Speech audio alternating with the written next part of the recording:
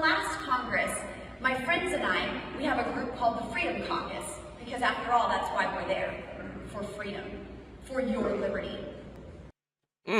That was Representative Lauren Boebert speaking to a captive audience of high school and middle school students at Dolores Secondary in Colorado. In something that was not supposed to be billed as a political speech that sounded pretty political, and there are more video clips to go around in exclusive video obtained by myself. Boebert made a highly divisive political speech that was designed to be a campaign speech, more of a campaign speech than a civics lesson, which again is the stated reason why she was apparently there. Now, I'm going to go into the next video here, and basically she's going to explain how the government is at fault for stealing the children's freedom. All 5 of these rights were infringed on each and every one of you in the name of the pandemic. It's very, very unfortunate. In fact, we have a subcommittee that we've created in Congress to go after the origins of COVID-19, but even further than that, government's mishandling of COVID-19. Government, bad. Government took all your freedoms. By the way, the 5 freedoms that she talked about, some of them included your freedom of speech, apparently, your freedom of religion, the freedom of the press, assembly. That was taken in the name of COVID. Oh, the same COVID that killed over 1 million Americans and would have likely killed more had there not been some sort of, albeit what we had, limited lockdown measures. Even so, those limited lockdown measures did actually also save some lives. So, but again, in the video of her speech, she talks about how businesses were shut down. It's the standard Republican fare. This is, again, no different than a campaign speech, which makes it so absolutely galling. She said, well, the churches were shut down. Okay, the reason is that people were dying. People were dying of COVID, and we're trying to figure out, how do we stop more people from dying from COVID? Just saying. Now, members of the right, including Lauren Boebert, believe that temporary closing down church services was a violation of the First Amendment, which, of course, allows the free exercise of religion. That's actually not true. There's actually nobody that is preventing anyone from having personal religious services, for example, at their own house, or setting up a Zoom meeting for church services. That's certainly something that you could do, and you could do so safely in your own home. The government was not preventing the practice of religion. It was trying to prevent the spread of a virus that was getting a lot of people sick. And so you didn't have police that were beating down people's doors to get them to stop praying to Jesus. That's not reality. Or Yahweh, or whatever God you want to believe in. That was not happening. Again, the temporary suspension of church services in the name of a pandemic that is incredibly deadly, or at least that was deadly at the time, or I should say at the time, we didn't know how deadly it was, just that it was deadly, and that it was killing people, was making people very, very sick. And so, yes, the government was right to do these temporary measures to try to save people's lives until we figured out, first, how the virus is transmitted, and also to come up with mitigation measures, okay? And so that's, again, not the same as banning religion or an attack on the First Amendment.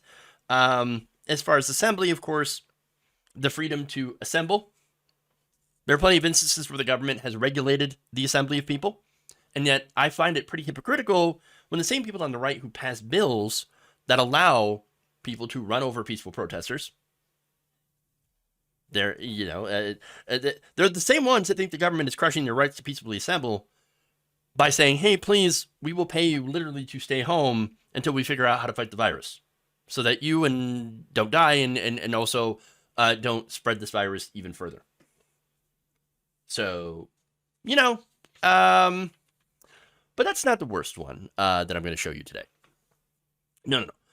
In this supposedly not political speech, civics lesson, she's going to go and push a conspiracy theory about big tech Take a look. Your freedom of speech. I serve on the Oversight and Accountability Committee, and right now we are going after the federal government for censoring the free speech of American citizens. American citizens who were asking questions and were silenced, who were censored, who were banned from platforms. Big Tech was acting as editors, determining which content was misinformation or hate speech or whatever they wanted to call it, and they were removing these people. But the biggest problem with this is the federal government, as we've seen through our committee hearings, was colluding with Big Tech and suggesting which free citizens' speech should be censored. This is absolutely unconstitutional. Freedom of the press. Many press were not able to report the things that they wanted to report, and even certain stories were removed at the will of the federal government. Yeah, that's not true. Okay. Now, look, she didn't say this outright, but we know what she's talking about. I know what she's talking about. She's talking about the Hunter Biden story.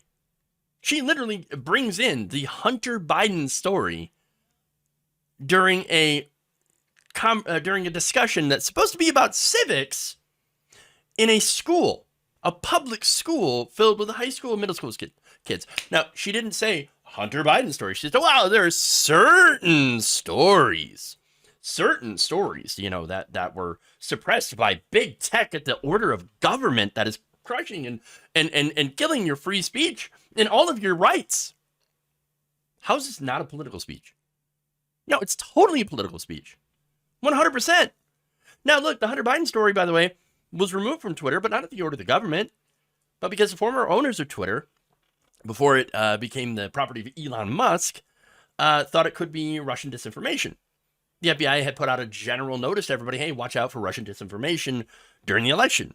Now, Twitter said, oh, well, this looks like it's got the hallmarks Russian disinformation, so I guess we'll pull it from our platform. Was that the right thing to do? No, but it was Twitter's ability to do so. They're a private platform. They're allowed to do that. Literally under the First Amendment. They're allowed. And Section 230, something that she had also railed against to these students, by the way. That just protects these platforms from liability for stuff that the users post. So, now as far as the laptop is concerned, it's real. It does exist. But the idea that the government was behind censoring it is just not true. Now, the government did ask Twitter, by the way. The government did ask Twitter under Trump to remove certain things. That we know. That is true. The Biden campaign also had asked Twitter to remove certain things. You know what those things are? Pictures of Hunter Biden that were sexually explicit. So that was removed under laws that could classify that as revenge porn. So Republicans are mad that they could not share Hunter Biden dick pics as revenge porn.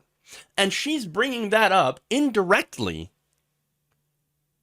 at school saying, oh, see, look what the government's doing. They're crushing these kinds of stories. That's what she's doing. So, again, it would be one thing if she was speaking this nonsense, a lot of these falsehoods, to a group of people at a campaign rally. But it's entirely different given the fact that this is a group full of middle to high schoolers. Okay? The things she talked about, again, entirely partisan, entirely political, and yes, very divisive. You heard it herself. Those were her own words. And it is no wonder why nobody wanted this video to get out. Why there was only one journalist there that was very friendly to the Boebert campaign. You have somebody from the government telling you the government is taking away your rights and freedoms. And then casting herself, by the way, and her party as the only ones that are defending freedom, that are defending your freedom. We're the Freedom Caucus. We're here to defend your freedom. So that means you vote for Republicans. It's saying vote for Republicans without actually saying vote for Republicans. The subtext is very, very clear. This was not a civics lesson. This was a political speech, 100%, pure and simple. And it made students, educators, and parents very uncomfortable. There were students that were there that I spoke to that wanted to ask questions. A lot of these questions that were a little bit more challenging. For example, when it comes to her previous statements about the separation of church and state being junk, they would not allow these students to ask these questions. Gee, I wonder why. Look, many of the people that I had spoken to for this story, of course, were afraid to go on the record. Understandably so. A lot of them feared professional or personal retribution. There's one parent that I spoke to who asked her, of course, to remain anonymous. They noted that there's a pretty large right-wing militia presence in that area that could land them in personal danger if their identities were to become public. Also, the parents that I spoke to report to having been stonewalled when it comes to getting freedom of records requests, freedom of information requests that were filed about this visit and what led up to it. And of course, the person who was stonewalling them, one of them was Superintendent Reese Blinko, who had hoped to basically sweep this whole thing under the rug. You know, Boebert, I mean, you know, would I've invited her again? I don't know if maybe, I don't know. I can't, I'm not really going to go on the record here. But then you also have Principal Jason Schmidt, who also, both of them refused to apologize for bringing this kind of polarizing figure into this school. And to respect the will that many parents and educators were very, let's just say they were not happy with this visit. That she would come and make these partisan speeches to teens, some of which are very close to becoming of age to become registered voters. So what does this feel like to me?